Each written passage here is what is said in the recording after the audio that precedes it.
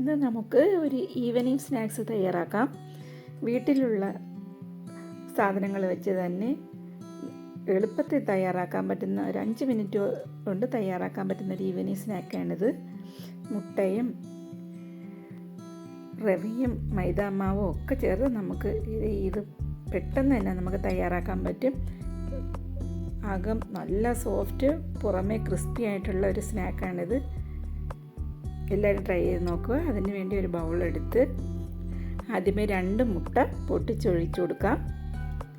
പിന്നെ ഒരു വിസ്ക് വെച്ച് നമുക്ക് അത് നന്നായിട്ട് ബീറ്റ് ചെയ്യുക. വിസ്ക് ഇല്ലെങ്കിൽ സ്പൂൺ ആയാലും മതി. അതിലേക്ക് 1/2 കപ്പ് ഷുഗർ ആഡ് ചെയ്യുക. അത് ഷുഗർ നന്നായിട്ട് മെൽറ്റ് ആവുന്നത് വരെ വിസ്ക് വെച്ച് യോജിപ്പിക്കുക. പിന്നെ വേണ്ടത് ഒരു 1/4 ടീസ്പൂൺ ഉപ്പാണ്. പിന്നെ 1 ടീസ്പൂൺ ഏലക്ക പൊടിച്ചതാണ്. ഞാൻ ഒരല്പം പഞ്ചസാരയും കൂടെ ചേർത്ത് പൊടിച്ചതാണ് ഏലക്ക പൊടിയാൻ വേണ്ടിയിട്ട്. അതും കൂടെ ചേർത്ത് നന്നായിട്ട് ഇളക്കി കൊടുക്കുക. പിന്നെ ചേർത്തിരിക്കുന്നത് റവയാണ്. 1/4 കപ്പ് റവ ചേർത്ത് കൊടുത്തിട്ടുണ്ട്. അതും നന്നായിട്ട് യോജിപ്പിക്കുക.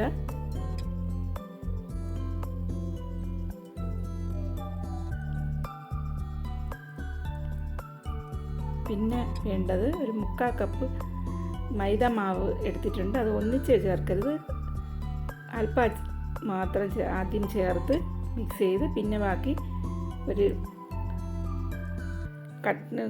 കട്ടി കൂടാനും പാടില്ല, വെറും ലൂസാവാനും പാടില്ല.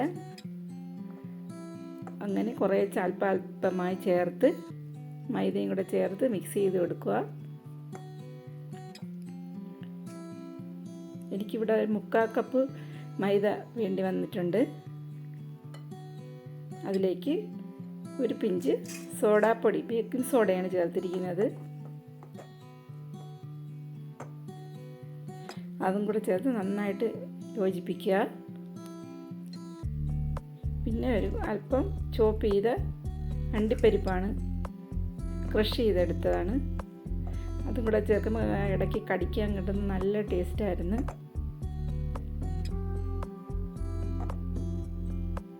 അതുകൊണ്ട് നല്ല യോജിപ്പിച്ചിട്ട് പിന്നെ ഒരു പാൻ വെച്ച് കുക്കിങ്ങിൽ, ഞാനിത് പാം ഓയിലാണ് എടുത്തിരിക്കുന്നത്. നിങ്ങൾക്ക് വെളിച്ചെണ്ണ വേണമെങ്കിലും സൺഫ്ലവർ ഓയിൽ വേണമെങ്കിലും ഉപയോഗിക്കാം. അതിലിങ്ങനെ ഒഴിച്ച് അത് ലോ ടു മീഡിയം ഫ്ലെയിമിൽ വേണം ഇത് ഫ്രൈ ചെയ്തെടുക്കാൻ. ആദ്യമേ നന്നായിട്ട് എണ്ണ തിളച്ചിട്ട് പിന്നെ ലോ ഫ്ലെയിമിലാക്കിയിട്ട് വേണം മാവ് ഒഴിച്ചു കൊടുക്കാൻ. ചെറിയ തീയിൽ വേണം ഇട്ട് ഇത് ഫ്രൈ ചെയ്തെടുക്കുക, അല്ലെങ്കിൽ ഉള്ളു വേവത്തില്ല. ഇത് പുറമേ ക്രിസ്പിയാണ്, പക്ഷേ ഉള്ളു നല്ല സോഫ്റ്റാണ്, നല്ല ടേസ്റ്റായിരുന്നു. തീ ഒട്ടും കൂടിപ്പോവരുത്.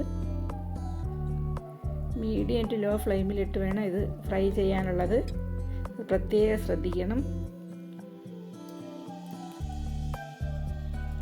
അടിപൊളി നല്ല ടേസ്റ്റാണ്. എല്ലാവരും ഒന്ന് ട്രൈ ചെയ്ത് നോക്കുക. എൻ്റെ ഈ വീഡിയോ ഇഷ്ടപ്പെട്ടാൽ ലൈക്ക് ചെയ്യുക, കമൻറ്റ് ചെയ്യുക, സബ്സ്ക്രൈബ് ചെയ്യുക, ഷെയർ ചെയ്യുക. Thank you for watching. By.